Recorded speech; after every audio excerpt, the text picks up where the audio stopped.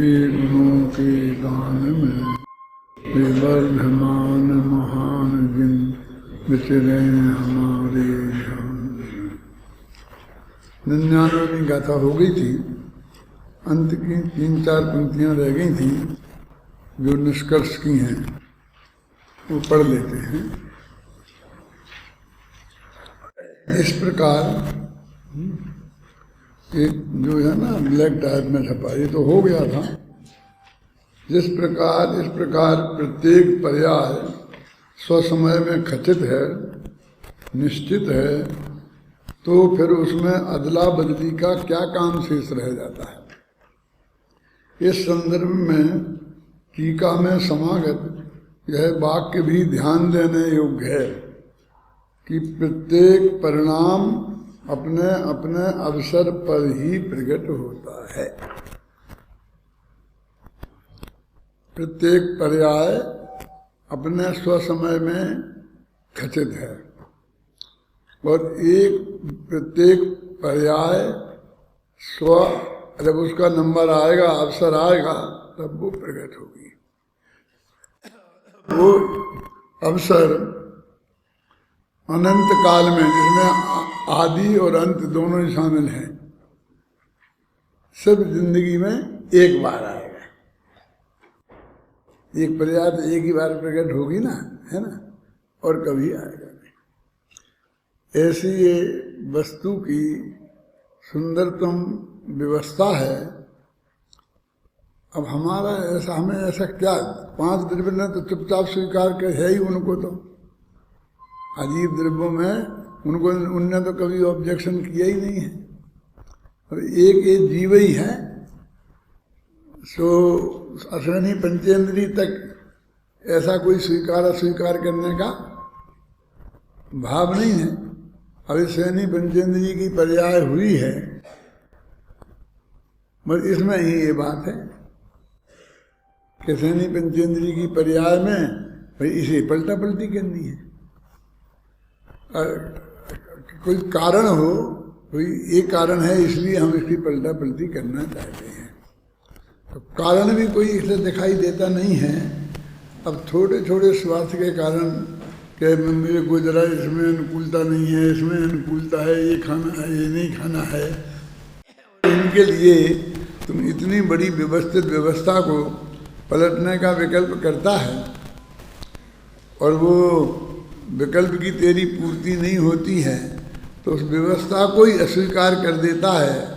ये कितनी बड़ी अयोग्यता है। उन्हें कोई साधारण व्यवस्था की बात तो नहीं है ना। जैसे भारत के हित में कोई एक कानून बनाया गवर्नमेंट ने, है ना, कि भाई आप कहीं भी भारत को छोड़ के जाते हैं तो यहाँ से परमिशन लेके आपको जाना चाहिए, और जहाँ जा रहे हैं वहाँ की भी परमिशन लेना चाहिए, नहीं तो आप तकलीफ में पड़ जाएंगे, है ना। तो क्या साहब हमें क्या, हम अपनी मर्जी से चाहे जहाँ जाएं, तुमने क्या हमें खरीद लिया है।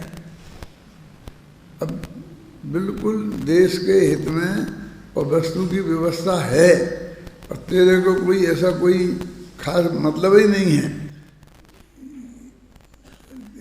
पूछ के जाना चाहिए का अर्थ सिर्फ इतना ही है कि तुझे पासपोर्ट बनवा लेना चाहिए कि मैं यहाँ का हूँ अपनी पहचान के लिए, और बस पासपोर्ट तो आसानी से हर एक को मिल ही जाता है। 2 अरब से 1 अरब 1.25 अरब जो लोग हैं, सब पासपोर्ट ले हुए। गवर्नमेंट तो ये चाहती है, वो परमिशन, उसमें तो तुम्हें कोई परमिशन का सवाल नहीं है, बस एक व्यवस्था है, व्यवस्था के अंतर्गत ले लो।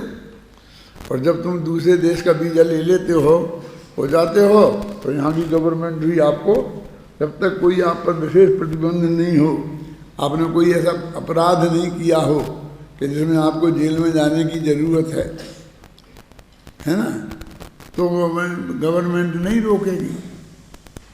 आप चाहे जहाँ जाओ, हर एक को परमिशन मिलती है। मतलब वो परमिशन ऐसी नहीं है कि बहुत बड़ी दुर्लभता से प्राप्त होती हो। फिर आपको क्या, तो ऐसे ही कहते इतनी सुंदरतम वस्तु व्यवस्था है, और उसमें भी प्रत्येक परिणाम अपने अवसर पर ही प्रकट होता है। इन सबसे यही निष्कर्ष निकलता है कि द्रव्य की जो पर्याय जिस समय जिस कारण से होनी है वह तदनुसार ही होती है। जिस कारण से, तो कारण तो 5 बता ही रहे, यहाँ जिस कारण से का अर्थ निमित्त पूर्वक है, जिस निमित्त से, कि उसमें जो निमित्त होगा उस समय पर निमित्त भी हो जाएगा। ऐसा आरोप लगाते हैं अध्यात्मी लोगों से कि ये लोग निमित्त को नहीं मानते, और इसका जवाब गुरुदेव श्री यही देते थे कि हम निमित्त को निमित्त मानते हैं, उपादान नहीं मानते। अब ये तो निमित्त को ही सब कुछ, उससे ही सब कुछ हो जाएगा। आप सुने ना, बाहर का निमित्त अपने किसी से कुछ कह दिया और उसकी नौकरी लग गई, तो हम मानते भाई हमने उसे नौकरी दिलाई। अब उसमें उसकी उपादान अनादिकाल की अनंत पर्यायों का क्रमबद्ध होना कि ये पढ़ के इतने तैयार होगा तो इस वक्त आएगा तो इस तरह यहाँ नौकरी करेगा, वो उसको तो हम कोई बात ही नहीं करता। जो सबसे बड़ा कारण है क्या, उसकी तो कोई बात ही नहीं करता। फिर निमित्त है तो कर्म का उदय है, तो कर्म तो फिर हमको ठीक करना पड़ेंगे ना। अरे कर्म वो जो तेरा अनादि से नक्की है ना, उसके हिसाब से होना होगा। ये कर्म की ड्यूटी है, तेरी ड्यूटी नहीं है। ये समझ में आई बात मैं क्या कह रहा हूँ?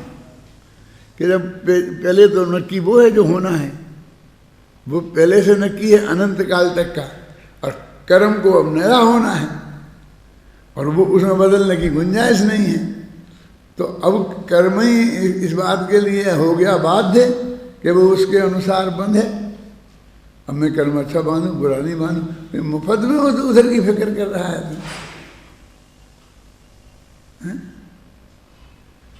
समझ में आया कि नहीं आया? पर्याय सब समय में आएगी, उसमें कोई चेंज होगा नहीं। अब यदि ये पर्याय इस कर्म के उदय से आती है, माने हम मनुष्य जाति कर्म नाम कर्म का उदय हमें होना चाहिए, मनुष्य आयु कर्म का उदय हमें होना चाहिए, और जो भी निमित्त उसमें हैं वो कर्म के उदय, तो वो कर्म के उदय तो पहले बंधे होंगे, उसके अनुसार ही होंगे ना। क्या इसमें वो सब समझ लेना, उसमें उत्कर्षण अपकर्षण वगैरह होगा, वो भी सब उस व्यवस्था को तोड़कर नहीं होता। कहते थी सागर की आयु बन गई थी उनकी, के साथ में नरक की आयु बन गई थी राजा सैनिक की, और वो अभी गए 84,000 वर्ष में पहले ही नरक में हैं। तो इसलिए उनको इतना पुरुषार्थ यहाँ करना पड़ा होगा। तीर्थंकर पे कितनी बांधी और ये किया बहुत बहुत, कि वो तो पहले से ही नक्की था। ये भी नक्की था कि 33 सागर की बंधेगी। फिर ये भी नक्की क्या था कि इस समय में वो कम होके इतनी रह जाएगी। और जिस निमित्त पूर्वक माने जैसे परिणाम इनके होंगे, वे परिणाम होने भी नक्की थे। ये हम क्यों भूल जाते हैं कि नहीं साहब वो इतना बहुत बड़ा परिवर्तन होता है, वहाँ हमारे 10 कर्ण हैं, 100 कर्ण हुए ना। इस क्रमबद्ध पर्याय से कर्म की फिलॉसफी का कहाँ टकराव है? मुझे तो कहीं कोई टकराव दिखता ही नहीं है। टकराव तो उन 2 लोगों में है, जो एक कहता है कि जैसा कर्म का उदय आएगा वैसा होगा। कि कर्म का उदय भैया कैसा आएगा कि जैसा बांधेगा वैसा उदय में आएगा, और जो उसमें चेंज नहीं हो सकता। हाँ, यदि वो सब बताया है शास्त्र में कि ऐसे ऐसा करेगा तो चेंज नहीं हो जाए। अरे ऐसा नहीं बताया किसी शास्त्र में, ये बताया है कि जब ऐसे ऐसे परिणाम होंगे तब उसका ऐसा परिवर्तन होगा, और जिसको ऐसा परिवर्तन होना है उसके ऐसे परिणाम होंगे, और तुम्हें कुछ पता नहीं है कि किस परिणामों से कैसे होते हो, मुझे क्या करना है। वो सब काम ऑटोमेटिक प्रक्रिया के अंतर्गत होता है, और उसमें से बीच में कभी कर्म को करता, कभी अपने को करता। कर्म के उदय के अनुसार होगा ऐसा कह के हमने कर्म पे सब डाल दिया। फिर हमने कहा कर्म के बुलाओ, तो मैंने कुछ नहीं कि नहीं, जैसा कर्म बांधा होगा वैसा उदय में आएगा। तो बांधने में तो फिर मैं अब मुझे संभल के रहना चाहिए। ये संभलने की कहाँ गुंजाइश है? समझ में ना, ये तो सब कुछ सुनिश्चित है और वो सारी व्यवस्था अत्यंत ऑटोमेटिक है, समझ में ना। उसमें से तेरे को कुछ नहीं करना है। ये जो हमारे लिए दुर्भाग्य की बात है कि हमारे हाथ में कुछ नहीं है, कि परम सौभाग्य की बात है कि हमें उसमें सोचना भी नहीं है कुछ। तो परम सौभाग्य को हमने परम दुर्भाग्य मान लिया है।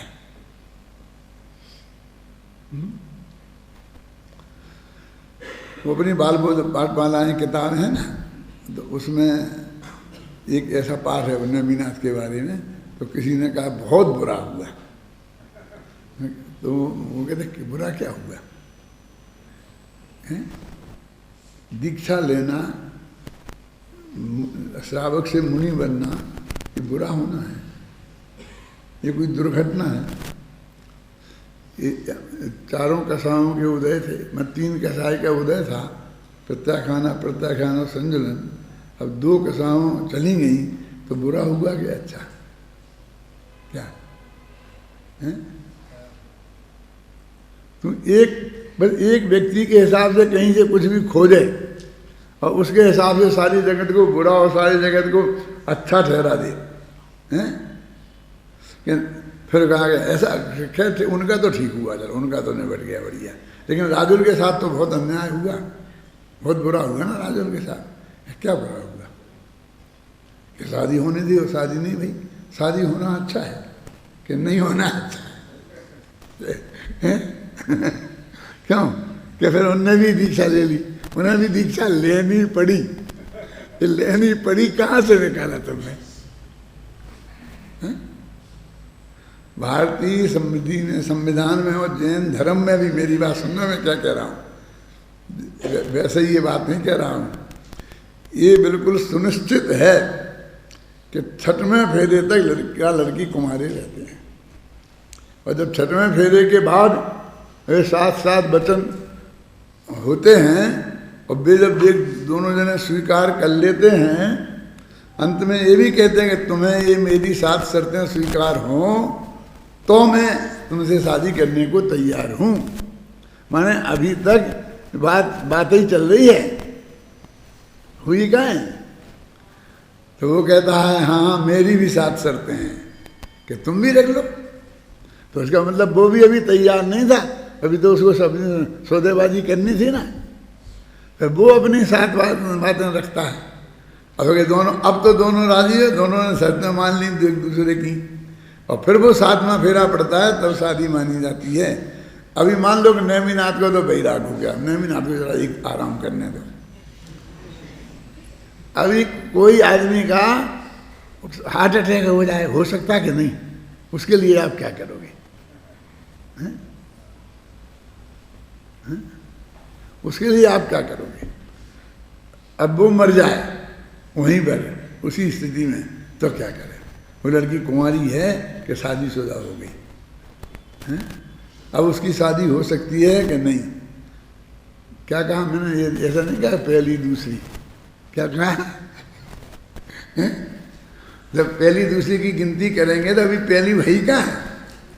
जब हमारे संविधान में ये माना गया है और हर एक को ये अधिकार है, और हम जरा समझना, खतरनाक बात कहता हूँ, हम यदि ऐसा कह दे कि नहीं मैंने तो मन से मान लिया था इसलिए अब मैं नहीं, मैं तुम्हें समझती हूँ कि मैं ये हो ही गई, ये तर्क बहुत थोता है, इसमें कुछ दम नहीं है। जब भी जिनकी सगाई होती है तो वे मन वचन का से पहले मानते ही है ना, क्यों? स्वीकार करते हैं तब तो वे अंगूठी पहनाते हैं और अंगूठी पहनते हैं। तो ये तो सारे विश्व का नियम है क्या, कि वो दोनों लड़का लड़की मन से वचन से स्वीकार करते हैं तब जाकर के तब तो कोई बारात लेके आता है, तब तो कोई सब तैयार, सज धज के तैयार होते हैं बड़े उत्साह के साथ, गाजे बाजे के साथ। माने 100% स्वीकृति है, ये इस बात की पक्की हो गई ना। फिर भी हमारी समाज ने नियम बनाया है, हमारी गवर्नमेंट ने नियम बनाया है, हमारी जिनवानी ने इसे स्वीकार किया है कि जब तक 6 फेरे हुए तब तक अभी शादी नहीं माँ होगी, जब 7वां होगा तब शादी मानी जाएगी। क्या मेरा मतलब समझ गए ना? तो इस सीधा सच्चा इस नियम को चैलेंज है। अब इस नियम के विरुद्ध की बात करते हैं कि साहब हम क्यों कर रहे हैं, हमें नहीं करनी है। अब हम दीक्षा लेंगे तो तुम लो ना, तुम तो पहले ही नहीं करती, बराती नहीं बुलाती, दीक्षा लेती तो तुम्हें कौन रोकता था। लेकिन ये तर्क देना क्या कि अब मेरी उनके साथ हो गई है, वो नहीं हुई को हो गई मानना है, वो गलत है। सब तर्क समझ में आया ना? और अब ये रही बात कि ये ठीक नहीं है, क्यों उनको उस वक्त ऐसा कहेंगे तुमने पहले सोचना था, हमने तुम्हारी अकल नहीं थी, तुमने दिमाग नहीं दिया, दूसरे का ध्यान नहीं रखा, ये नहीं किया, ये तुम्हें समाज के लिए माफ़ी मांगनी चाहिए। ये कहाँ लिखा है? कल मैंने बोला था ना, कहाँ लिखा है कि एक समय पहले जो राग रूप है वो अगले समय में बेरागी नहीं हो सकता है? बल्कि ये लिखा है कि जितने भी जीव आज तक हुए हैं वो सब ऐसे ही हुए हैं, पहले एक समय पहले रागी थे और एक समय बाद वैरागी हो गए हैं। जब हम तुम भी होंगे ना तब ऐसे ही होगा। ये सोचा सोची करने वाले थोड़ी कुछ कर पाते हैं।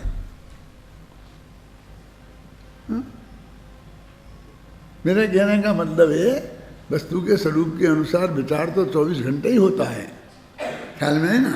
और ये तो विचार तो उनने पक्का नक्की पहले ही कर लिया, कोई सम्यक दृष्टि ये नहीं जानता है कि भाई ये यदि मैं गृहस्थी में ही रहूँगा तो मोक्ष नहीं जाऊँगा,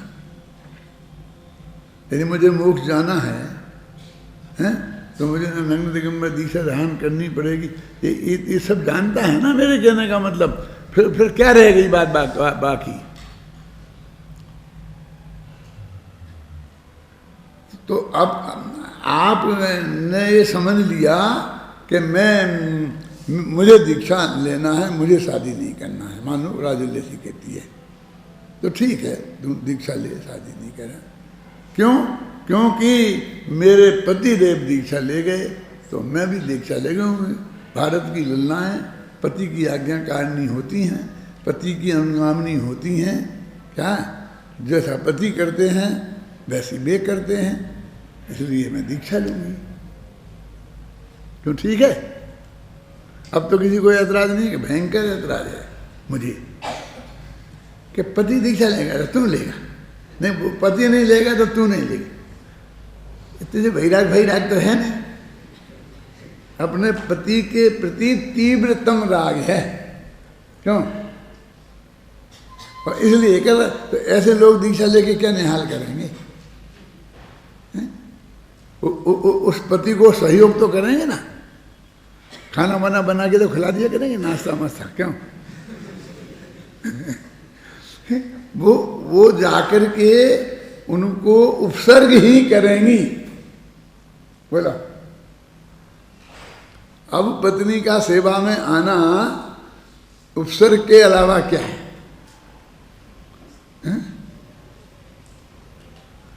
अब विचार करो गंभीरता से।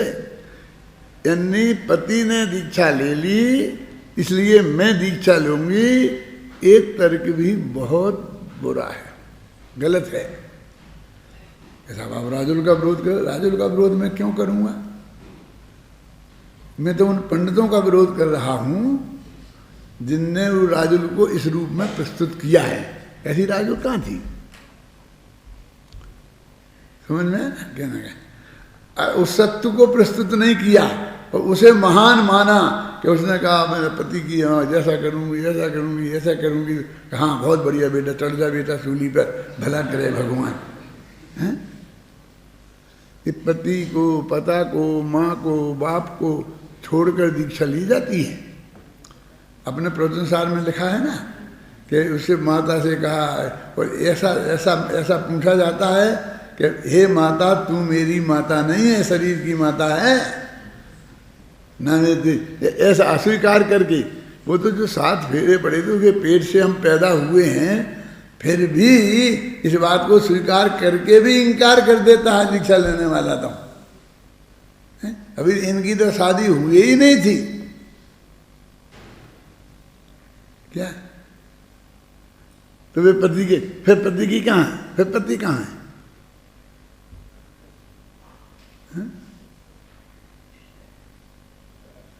तो मेरे कहने का अर्थ ये है कि वो समाज का नियम, वो समाज के हित में है और धर्म के अनुकूल है, ऐसा कोई भी कथन और सर्वज्ञ भगवान के मुख में डालकर कहना ये बहुत बड़ा अपराध है।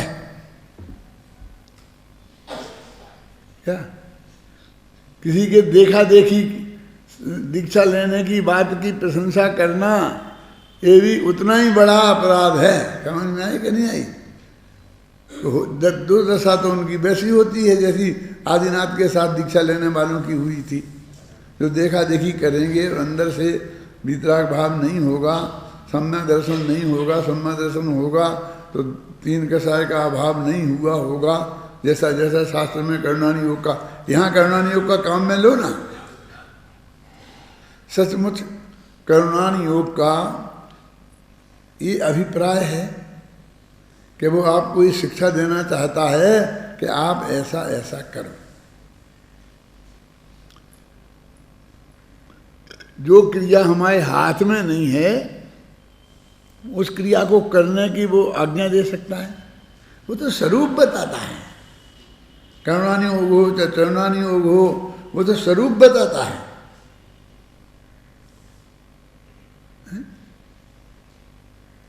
यह चरणानि योग में इतना विस्तार से वर्णन है, तो वो तो ये जीव कहाँ कहाँ हैं वो ये बात बता रहा है। और हमारा जीवन अहिंसक होना चाहिए, है? तो अहिंसक जीवन के लिए हमें जीवों का पता ही ना हो, जीव जाति जाने बिना दया कहाँ से हो? तो सब जगह जीव है, उन्हें तो पहचान, ऐसे तो हम पत्थर समझ रहे, तो इस पे हम दया कैसे आएगी? माने उसको हम जीव समझे ना। हेमचंद भाई तो ऐसा बोलते थे कि तुमने ये जीव नहीं माना उसे, तो एक दिन तुमको ऐसी पर्याय प्राप्त होगी, कैसी, कि दुनिया तुम्हें जीव नहीं मानेगी। क्या तुम्हारा अस्तित्व जीव के रूप में स्वीकार नहीं किया जाएगा। वो ऐसा नहीं कहते थे कि तुम आलू को खाओगे तो आलू अगले भव में मनुष्य होगा, तुम आलू होगे और तुम्हें वो खा जाएगा, ऐसा हिसाब किताब ज़्यादा नहीं है। फिर मैं एक बात कहना चाहता हूँ, अपने प्रश्नाद योग के शास्त्रों में जो ये कहानी किससे लिखे हैं कि उनके 9 भव से संबंध थे, इसके विरुद्ध फिर मैं ये कहना चाहता हूँ कि बहुत जीवों के रहे होंगे, उसमें मुझे रंच मात्र भी ऐतराज नहीं है, लेकिन उनसे अनंत गुणे जीव ऐसे हैं कि जिनके आपस में ऐसे कोई रिश्ते नहीं रहे, और भविष्य में भी कोई नहीं रहेंगे। क्या समझ में आ जाता है? माने उनने हमारे को इतना हैवी कर दिया कि 9 भव की प्रीति लगी और 11 भव की प्रीति लगी और फलाना फलाना, ऐसा कुछ नहीं है। हम और तुम हो सकता है पहले जिंदगी में कभी मिले ही नहीं हो। अब देखिए क्या बना लूँ, कहाँ कहाँ मिले होंगे, कहाँ कहाँ मिले होंगे, लेकिन 99% इतना ये चांस है कि मिले ही नहीं हो, समझना। और भविष्य में कभी मिलेंगे ही नहीं, ऐसा भी है 99%। 1% कदाचित वो पुराणों के लिए मैं छोड़ देता हूं। समझ में आ रहा है? लेकिन अब कहानियां उनकी ही आती हैं, वे मिले थे, उनके भी 9 भव आते हैं, 9 भव का उनको जात सम्मेलन होता है, वो आदर्श बन जाता है। फिर सबको ऐसा लगता है हम अगले भव में मिल जाएंगे, फिर यहाँ मिल जाएंगे, फिर वहाँ मिल जाएंगे, फिर निदान मानते हैं मैं ऐसा हो जाऊँ, मैं इसी माँ के पैदा हूँ, वो माँ कहते हैं ये बच्चे मेरे ही पैदा हूँ। अब तुम, इसका मतलब ये है कि तुम अगले भव में भी औरत हो, यही समझती है। क्यों? स्त्रीलिंग का छेद नहीं करना है कि स्त्रीलिंग का छेद हो जाएगा तो बाप बन जाए। ऐसा मेरे कहने का मतलब ये है कि कोई संबंध नहीं है, और संबंध की बात ना भूतकाल की सोचो ना भविष्य काल की सोचो। क्यों? इस भव की तो सोचें कि कल की मत सोचो। क्या? कि कल भी हमारा और तुम्हारा मिलान रहेगा, ये भी बिल्कुल सुनिश्चित नहीं है। क्या? और होगा तो केवली के क्या, केवली को पता होगा। तो हमको क्या करना चाहिए? फिर मिलेंगे तो मिल जाएंगे, नहीं मिलेंगे तो नहीं मिलेंगे। कि नहीं तुम कल मिलो ना, तो मुझे कल दे, तुम्हारा रूमाल है मैं तुम्हें देना है, दे दूंगा कल, कि आधे ही दे दो ना, मिले तो नहीं मिले ठीक है। कल को क्यों दूर छोड़ते हो? समझ गए ना? जो तुमको तीव्र विकल्प है वो आज ही करो, पूरा ना झगड़ा खत्म। मेरे कहने का मतलब ये है कि इतनी सुंदरतम व्यवस्था है, बढ़िया, उसको हमें सहज भाव से स्वीकार करना चाहिए। उसके सहज भाव से स्वीकृति का नाम सम्यक दर्शन है। मैं कोई तुमसे और कोई बात करने के लिए नहीं कह रहा हूं कि बार बार उस बात को मिल लेके बैठ जाते हो। क्यों? ये सम्यक दर्शन की बात कब तक करना चाहिए बेटा? जब तक नहीं हुआ तब तक करनी चाहिए ना, है? ये कोई यहाँ वहाँ की गप नहीं है, ऐसी बातें नहीं सुना रहे हैं आपको। चारों अनुयोग की बात करके ये नहीं कहना चाहते हैं कि चारों अनुयोग झूठे हैं। उनकी स्टाइल है एक कथन करने की, उनने अपनी स्टाइल में वस्तु के स्वरूप को कथन किया है, समझे ना? लेकिन इतना तो हमको समझना ही चाहिए ना कि भाई किस कहानी से क्या हमें निष्कर्ष निकालना चाहिए। क्या? जैसा वो अपना उदाहरण देते हैं उस सेठ का कि वो नाटक देख के आए तो उन्होंने कहा तुमने क्या सीखा? तो उन्होंने कहा कि यदि हरिश्चंद्र जैसी दुर्दशा करानी है तो सत्य बोलना, नहीं धंधे पानी तो इसमें झूठ के बिना तो चलता ही नहीं है। ऐसी शिक्षा ग्रहण नहीं करना। इतनी तकलीफों के होने के बाद भी उनने सत्य को नहीं छोड़ा, ये ग्रहण करना। तो आपने उन अनुयोगों से जो उल्टा सीधा ग्रहण कर रखा है, मैं तो सिर्फ ये बताता हूं कि उन अनुयोगों का इस रूप में हमें ग्रहण करना चाहिए। हम तो मतलब ना तो हमारे नैमिनाथ भगवान कोई रिश्तेदार हैं और ना राजू से कोई संबंध था, पहले मिले भी नहीं थे, कहीं पहचान भी नहीं थी, क्या नहीं ना, और ना भविष्य का कोई ठिकाना है, मिलेंगे कहीं पे तो चले गए मोक्ष। नैमिनाथ समझ गए ना आपकी में? अब हम तो बिल्कुल निश्चिंत होके क्या वीतराग भाव से सोच के निर्णय कर सकते हैं ना। हम भी अपना निर्णय करने में शांति जी कोई राग द्वेष क्यों लाए बीच में? है? है? क्यों? मैं आपसे एक प्रश्न पूछना चाहता हूँ, आपके दिल में भी ऐसा प्रश्न खड़ा होना चाहिए कि नहीं होना चाहिए कि वो पशु मशु श्री कृष्ण भी कुछ नहीं करते, पशु भी नहीं मिलते, वहाँ ऐसा होता ही नहीं, जो संभावना बहुत थी। क्योंकि एक क्षत्रियों की जो तीर्थंकर जिस कुल में मैं पैदा हुआ हूँ और अभी मौजूद हूँ, तीर्थंकर आप समझे ना, और उस कुल में और ऐसा मांस मदिरा का सेवन होने की बात भी कोई सोच सकता है ये अपने गले नहीं उतरती। क्यों? वो नहीं होती घटना, नहीं होती तो मजा आ जाता। कम से कम नेमिनाथ की शादी तो हो जाती, राजुल भी की शादी भी हो जाती। क्यों? ठीक रहता ना। अपन को जो लड्डू खाने को मिलने वाले थे वो भी मिल जाते, बारातियों को तो लड्डू ही मिलते हैं। अरे भाई उनका तो कोई काल आ गया था,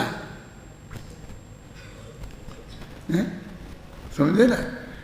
तो उस समय उनको दीक्षा लेनी ही थी। अगले समय में तो उनके 6वां 7वां गुणस्थान होना था, 3 कसाय का अभाव होना था। तो तुम्हारे उस एक निमित्त के पीछे उसके लिए रुक जाता। ये वस्तु के स्वरूप पर विचार करें तो नेमिनाथ पे गुस्सा नहीं आए ना। तुम्हें कुछ सोचना था तो तुमने कुछ नहीं सोचा, क्या मतलब है?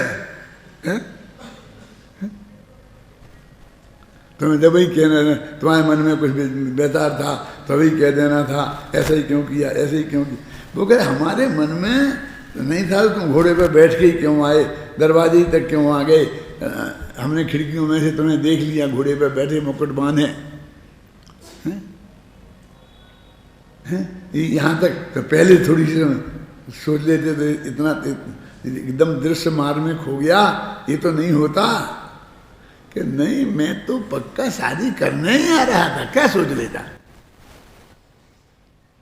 मैं तो ये सोच रहा था कि ये जो मुझे रथ में घोड़े पे हाथी पे जहां भी बैठना है, ये लोग देरी क्यों कर रहे हैं, जल्दी क्यों नहीं करते, समझ गए ना।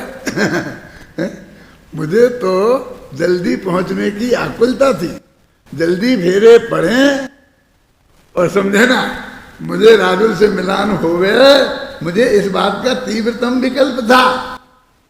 तुम कह रहे कि मैंने कोई ऐसा थोड़ी था कि विचार नहीं था और मैं घोड़े पर बैठ गया था। तीर्थंकर तो कम से कम ऐसा नहीं करते हैं।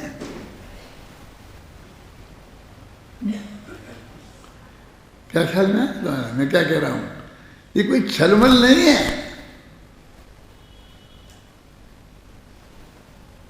ये वस्तु के स्वरूप के विरुद्ध नहीं है। क्यों? एक समय राग, अगले समय वैराग हो सकता है। तो उसके एक समय पहले तक बिल्कुल पक्का तीव्र राग था, उसमें कोई छलमल नहीं था, बराबर विचार से वो आए थे। वो ये थोड़ी जानते कि तुम्हारे यहाँ क्या होगा, कि साहब आपने ये भी नहीं सोची कि हमारी लड़की का क्या होगा, हमारी लड़की की क्या हालत होगी, और लड़की के बाप को हार्ट अटैक हो जाए तो कौन जिम्मेवार होगा। क्यों? अरे भाई लड़की के माँ बाप हैं तो लड़के के भी माँ बाप तो हैं ना। तो उसने अपने ही माँ बाप का नहीं सोचा तो तुम्हारे माँ बाप का क्या सोचते हैं? ये क्यों नहीं विकल्प आता है तुम इन सब पंडितों को? समझ रहे क्या क्या क्या कह रहा हूं मैं? बोल खड़ा, क्या कहा मैंने?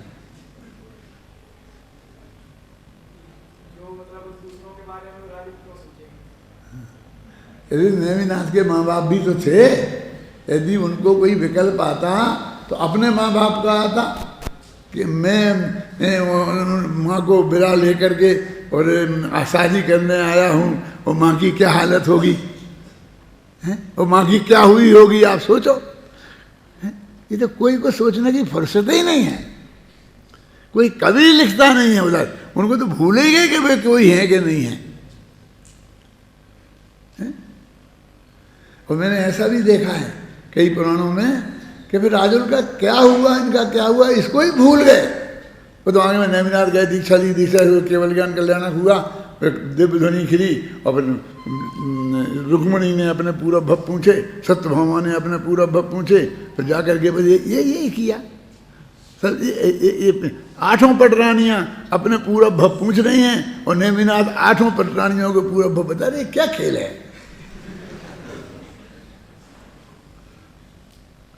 आप समझ रहे हैं कि ये क्या, ये बता रहे, बस ये बता रहे, ये बता रहे, ये बता रहे, ये हुआ, इसका ऐसा हुआ, उसका ऐसा हुआ, उसका ऐसा हुआ, उसका ऐसा हुआ।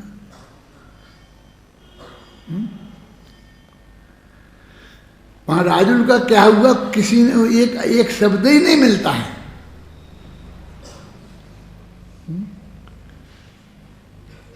ये जूनागढ़ शब्द नहीं मिलता है, बोलो। गांव का नाम नहीं मिलता इन सब पुराणों में।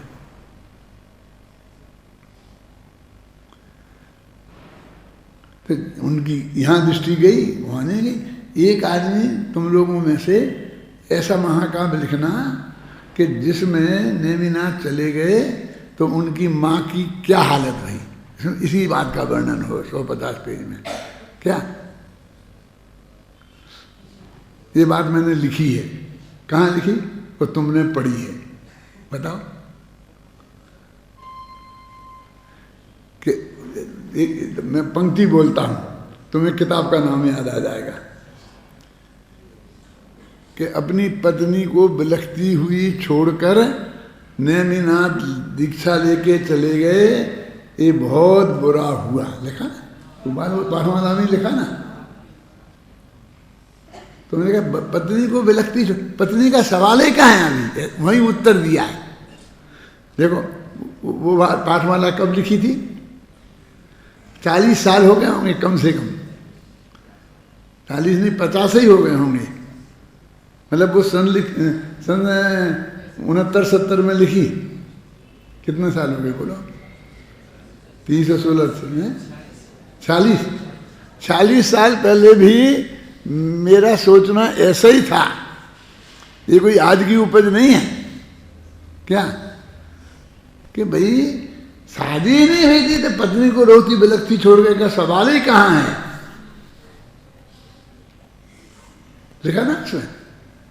और माँ से तो पैदा हुए थे ना, उनसे कुछ होना थोड़ी था संबंध स्थापित करने के लिए।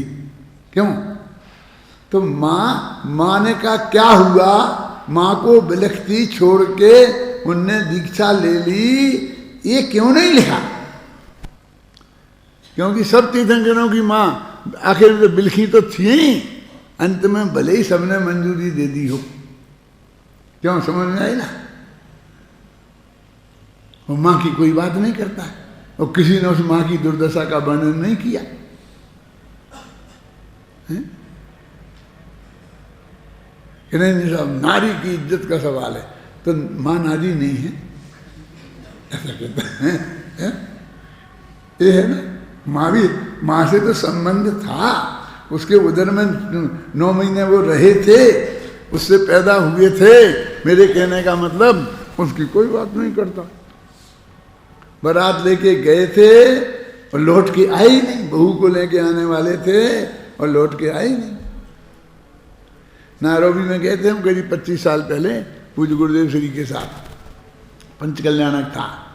तो सच्ची घटना है कि पंडित धन्नालाल जी प्रतिष्ठाचार्य थे, हम स्टेज पे बैठे हुए थे और ऐसे पास में, तो वो बोले हमसे पंडित जी बारात में चलोगे? मेरी सचमुच समझ में नहीं आया कि कहाँ की बारात, कैसी बारात, या नायरोबी में ये बारात का कहाँ से ये क्या बात कर रहे? मैं किसकी क्या? अरे नेमिनाथ की बारात जाएगी ना, वहाँ नेमिनाथ का ही पंचकल्याणक हुआ था। मैंने छूटते ही कहा कि नहीं जाएंगे। ये सब लोग तैयार हैं और आप मना करते हो, मैं नहीं जाऊंगा। क्यों नहीं जाएंगे? मैं ऐसी बारात में नहीं जाता जो बहू लेने जाए और बेटा और दूल्हा खो के आ जाए। ये शब्द बिल्कुल हू बहू आज से 25 साल पहले वह नायरोबी में मैंने कहे थे उनसे।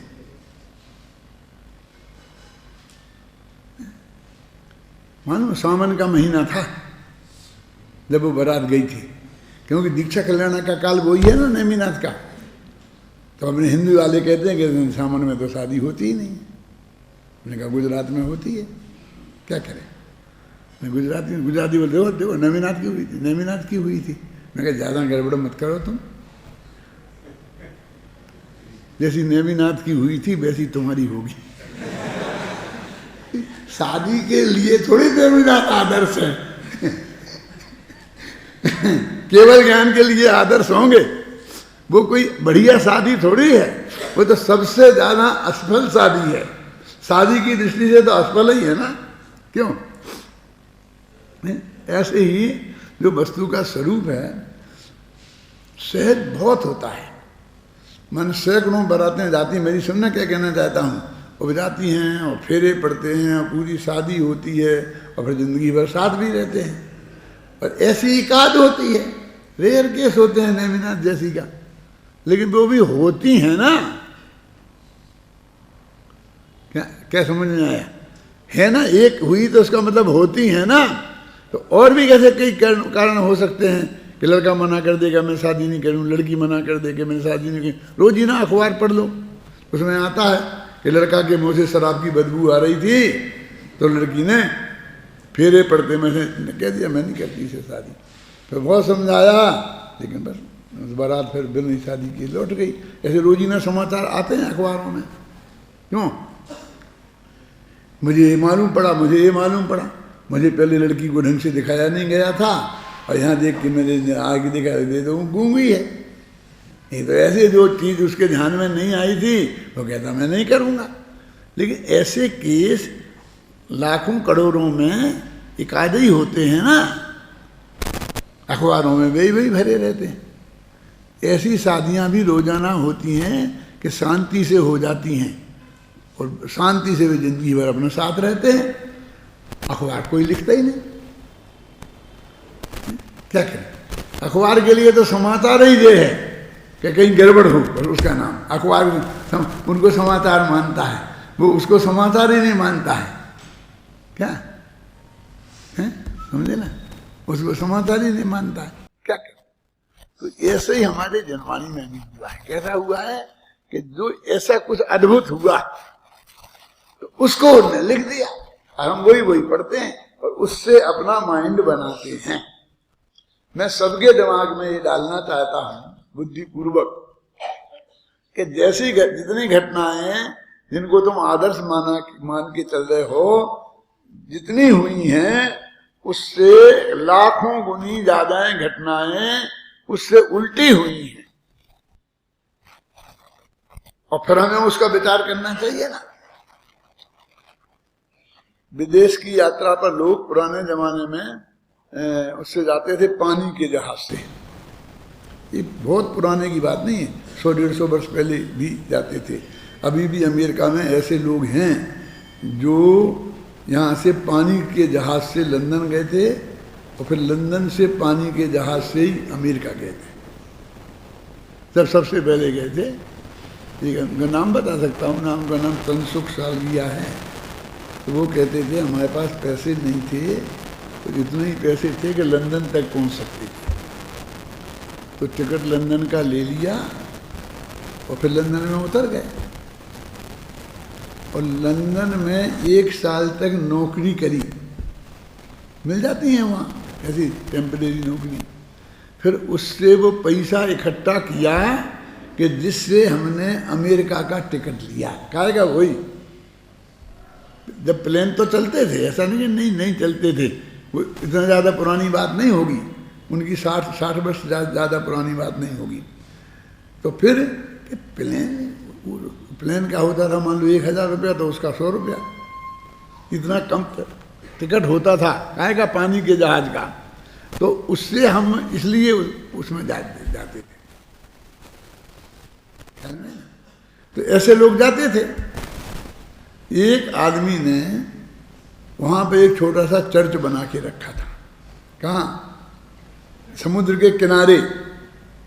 ये अभी भी देखो, बम्बई में समुद्र है, वहाँ काली देवी, कौन सी देवी बैठी हैं? मुंबा देवी बैठी हैं। कलकत्ता में समुद्र है, वहाँ काली देवी बैठी है। जहाँ जहाँ होंगे सब देवता वहाँ बैठे हैं, क्योंकि वहाँ इनकम के सोर्स अच्छे रहते हैं।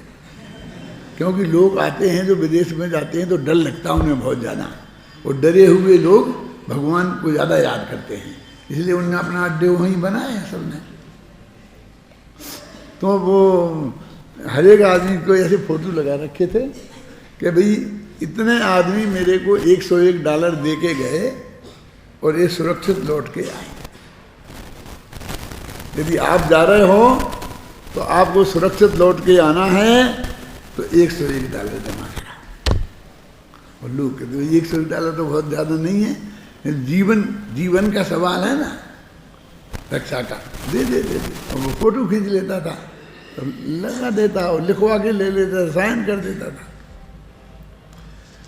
मेरे जैसा कोई गया सिर फिरा, तो उसने कहा कि ये लोग तो आपको 101 रुपया दे गए डॉलर और लौट के वापस आ गए जिंदा, और वे लोगों की फोटो भी बताओ जो तुम्हें 101 दे गए और लौट के नहीं आए, उनकी फोटो भी देखूंगा वे कितने हैं।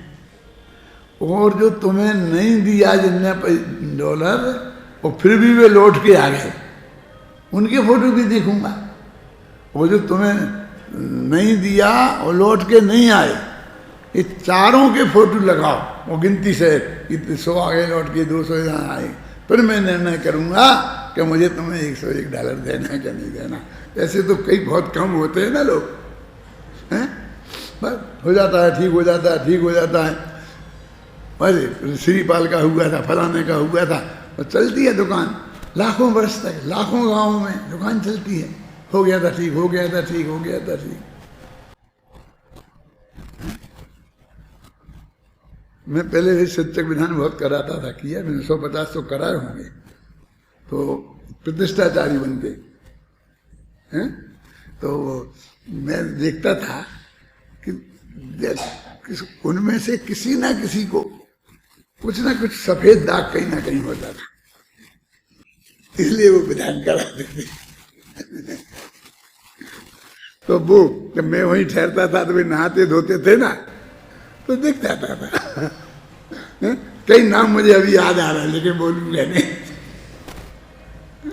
यानी तीव्र मिथ्यात्व तो मुझे अंदर से बहुत गिलानी हुई कि मैं भले समझाता हूँ, मैं यही समझाता था जो अभी समझाता हूँ ऐसा ही, वो सब सुनते थे, लेकिन अंदर में उनकी वो मान्यता थी कि वो उससे ठीक हो जाएगा, और वो अभिषेक का जल ले लेके उस पर चुपचाप अकेले में एकांत में जाके लगाते थे। अब क्या पता किसका हुआ किसका नहीं हुआ, लेकिन मेरी अरुचि हो गई कि मुझे ऐसा नहीं कराना है, समझ लो, मेरी अरुचि बहुत हो गई कि मुझे इसमें ऐसा नहीं कराना है। तो इसलिए कितने उदाहरण हैं, ये वस्तु का स्वरूप के हिसाब से हम सत्य बात कहना चाहिए ना। ये चारों अनुयोग में जो भी कहानियां हैं, ये हमारी मिथ्या मान्यता को पुष्ट करने के लिए हैं कि वस्तु के सही स्वरूप को समझने के लिए हैं। बताओ, हैं? तो ये गलत मान्यताएं जो हैं मिथ्यात्व की, इनको पुष्ट कर रहे हैं हम उनसे, और जिसमें उसका जो सहयोग कर रहे हैं वे भी उतना ही बड़े पाप के भागी हैं। वे तो जब होंगे सो होंगे, और यहाँ लोग फंसा रहे हैं, लोगों को बराबर कह रहे हैं करके कराने के लिए, इसके लिए, इसके लिए। ये अच्छा नहीं है, इसको हमें समझना चाहिए। कहाँ पढ़ रहे थे अपन? इन सबसे यही निष्कर्ष निकलता है कि जिस द्रव्य की जो पर्याय जिस समय जिस कारण से होनी है वह तदनुसार ही होती है। इस प्रकार इस गाथा में यही बताया गया है कि प्रत्येक पदार्थ का प्रदेश क्रम और पर्याय क्रम पूर्णतः सुनिश्चित है। यदि इस संदर्भ में, हाँ वो तो ठीक है, इस विगत गाथा में यह बताया गया है कि उत्पाद व ध्रुव द्रव्य का स्वभाव है। अब स्वामी गाथा में यह बताया जा रहा है कि उत्पाद व ध्रुव में अविनाभाव है। तात्पर्य ये है कि तीनों एक साथ ही रहते हैं, एक के बिना दूसरा नहीं रहता। इससे ये सिद्ध नहीं होता है कि जिसने क्रमबद्ध पर्याय को स्वीकार नहीं किया उसने वस्तु के उत्पाद व ध्रुव स्वभाव को स्वीकार नहीं किया। स्वभाव किसे कहते हैं?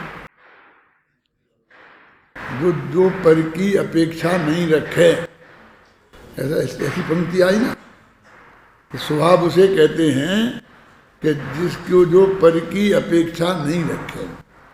तो ये परिवर्तन उत्पाद व ध्रुव ये वस्तु का स्वभाव है ना, तो इसमें पर की अपेक्षा क्यों हो? तो अपने आप ही हो ना।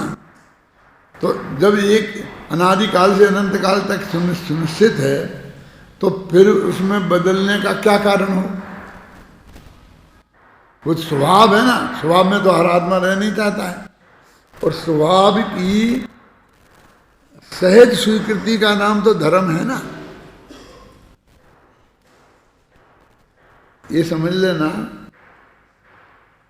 कि ये सहज स्वीकृति सबसे बड़ा धर्म है। इसके सामने कोई भी धर्म नहीं है, कोई भी विधान, कोई भी पूजा, कोई भी पाठ, कितना ही दान, कितना बड़ी मंदिर, ये सब जिनको तुमने धर्म की गिनती में गिन रखा है, वो इसकी पासंग में नहीं है। पासंग समझते हो? नहीं समझते? पासंग नहीं समझते। पुराने जमाने में जो दुकानदार है ना, वो तराजू से तोल तोल के बेचते थे, ऐसे हाथ से लग के इधर बांट रख दिया और इधर ऐसा रख दिया। तो उसमें ऐसा होता था कि यहाँ ज्यादा नीचा है पल्ला, मूल तराजू में इधर ऊपर है, तो उसको कोई उतनी चीज इधर बांध कर उसके ऊपर उसको ठीक करते थे, उसे पासंग बोलते थे। समझ नहीं? कौन कौन जानता था? एक पीछे वाला जानता था, देखो, समझ गए ना? वो पासंग लगा था। तो वो कह रहे उसकी कोई कीमत नहीं है, कोई भी पत्थर मत्था टुकड़ा मुकड़ा रेत मेत कुछ भी ली बांधी और उसे बांध दी, उसकी क्या कीमत है? तो ऐसे ही कहते हैं कि वो तो है असली माल और ये उस पासंग के बराबर भी नहीं है, ऐसा समझ लेना। और इतनी बड़ी बात मेरे चित्त में बहुत गहराई से बसी हुई है, नहीं कहूं क्या? विश्व हमारे जितने भी धर्म हैं उनमें आगे पीछे क्लियर लिखा, इससे पुण्य का बंद होगा, ऐसे ये बंद होगा, ऐसे ये हो जाएगा। अरे बंद ही बंद तो लिखा है ना, इसमें ये कहाँ लिखा है बंद होगा? ये तो कहते हैं कि तुम ये तुम स्वीकृति करो, उसका नाम समय दर्शन है। वस्तु के स्वभाव की स्वीकृति, इसी का नाम तत्ववाद सिद्धांत है, इसी का नाम अपने आत्मा की स्वीकृति है। ख्याल में है ना? उसके माथे पर दुनिया भर के काम सौंप देना, ड्यूटी लगा देना आत्मा को, एक सेकंड भी सोचने की फुर्सत नहीं मिले, इसका नाम धर्म नहीं है। बिल्कुल निश्चिंत कर देना कि तेरे को कुछ नहीं करना है, तो सारी दुनिया बिल्कुल शांति से ऐसी जैसी चल रही चलती ही रहेगी, चलती ही रहेगी, ऐसी स्वीकृति। अभी मैंने कल कहा था कि अपना अगली गाथा चलाएंगे, लेकिन थोड़ा रह गया तो मुझे विकल्प आया। फिर मुझे डर लगता है कि वो जो रह गया और मैं उसे बोलूंगा तो फिर अगली गाथा नहीं आ पाएगी है? क्योंकि उसमें असली मूल मुद्दे की बात लिखी ना, निष्कर्ष लिखा ना, तो वही तो लिखा कि सब कुछ नक्की है। तो सब कुछ नक्की है वाला मामला यदि मैं बोलने बैठूं और फिर उसमें बोलना खत्म करने के पहले वो खत्म हो जाए, ऐसा नहीं हो सकता।